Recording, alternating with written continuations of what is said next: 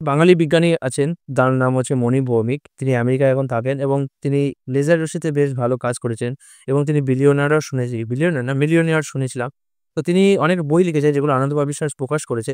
তার মধ্যে এই একটা বই হচ্ছে এটার নাম হচ্ছে বিশ্বজীবনী। ঠিক আছে?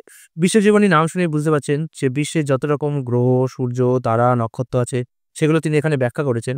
যেমন এখানে সূচিপত্র দেখুন, এখানে আকাশ ভরা সূর্য তারা, এখানে সূর্য এবং তারার ব্যাপারে রয়েছে। তারপরে এখানে মহাবিশ্বে তারার জীবন কথা, বিশ্বের গোয়েন্দাগাড়ি, সূর্যের সংসার, আগুনের পরশমণি এবং নানানভাবে এই বইটা রয়েছে। বইটার একটা প্লাস পয়েন্ট যেটা আমি বলব যে, এই বইটাতে ছবিগুলো আছে সেগুলো অত্যন্ত সুন্দর, অত্যন্ত ক্লিয়ার এবং পাশাপাশি এই যে ছবিগুলো রয়েছে এগুলো কালারিং। কারণ আমি আপনাদের আগের দিন একটা বই দেখালাম যে বইটার নাম হচ্ছে 'মহাকাশে মানুষ'। সেখানে কিন্তু এই কালারিং ছবি দেয়নি। তো কালারিং ছবি ছাড়া না মহাকাশের জিনিসগুলো অত বুঝতে পারা যায় না। এবং আগের দিন যে বইটা দেখালাম তার বইতে এই ছবিটা ছিল। কি সুন্দর ছবি আর তাদের ফন্টে বা মলাটে কিরকম ছবি রেখেছে। আরেকটা জিনিস এখানে দেখতে পাচ্ছি যে বইটার বাঁধাইটা বেশ দুর্বল, যেখানে খুলে গেছে। তাই কি আর বলবো? খুব ভালো, ভালো ছবি আছে। সব ছবি আমি দেখালামও না। জানি না কপিরাইট ক্লেম আসতে পারে কিনা? কখনো, কখনো এসেও যায় এসব জিনিসে।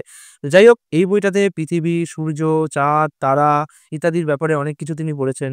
বাট টেকনিক্যালি দেখা যায় যে এই বইটা ক্লাস 9-10 এর জন্যে ঠিক আছে। কিন্তু আমরা না অনেক কিছু এই বইয়ের ব্যাপারে জানি যারা 11-12 পাস করেছি, সায়েন্স নিয়ে পড়েছি। তাই আমাদের জন্য এই বইটা অতটা ভালো লাগবে না। বাট যদি আপনি মণি ভৌমিকের ফ্যান হন, মহাকাশের ব্যাপারে জানতে ইচ্ছুক হন, তাহলে এই বইটা আপনি অবশ্যই পড়তে পারেন। বাট যদি আপনি অলরেডি সায়েন্স স্ট্রিমে থাকেন, অনেক কিছু আপনারা জেনেই থাকেন, তাহলে আর এই বইটা আপনাদের জীবনে এক্সট্রা কোনো ভ্যালু এড করবে না। কিছু, কিছু জায়গায় মণি ভৌমিকের যে বিশেষ কিছু কথা আছে সেগুলো আপনাদের ভালো লাগতে পারে। বাট টেকনিক্যালি এক্সট্রা কিছু ভ্যালু এই বইটা থেকে আপনারা এড করতে পারবেন না। মণি ভৌমিকের আরো যে বইগুলো আছে না সেগুলো কিন্তু বেশ ভালো। সেগুলো আপনারা কিনতে পারেন। বাট এই বইটা একদম বেসিক লেভেলের আমার মনে হয়েছে। আপনাদের অন্যরকম লাগতে পারে। বাট আমার মনে হয়েছে এটা একদম বেসিক লেভেলের। বিশেষত ২০১৯ সালে তো আমি যখন চন্দ্রাভিযান হলো তখন অনেক সায়েন্সের ভিডিও দেখাও শুরু করেছিলাম। তখন বিজ্ঞান TV India, mid TV India, তারপর সায়েন্টিফিক মাইন্ডস এরকম নানান চ্যানেল আমি তখন ফলো করছিলাম।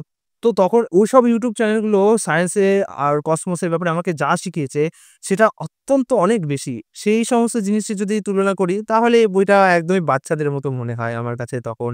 ঠিক আছে? বাট যাই হোক না জেনে তো কিনে ফেলেছিলাম। এবং কেনার পর আর রিগ্রেট করা নেই। তো কি করব? টাইম ছিল। তাই আরামসে মজা করে, করে বইটা পড়েছিলাম সেই সময়টার। বাট টেকনিক্যালি যদি আজকের দিনে আমাকে বলেন, যদি আপনারা YouTube দেন অলরেডি এসব বিষয় দেখেন, তাহলে বলব আর এই বই কিনে আপনাদের কোনো লাভ নেই। ঠিক আছে?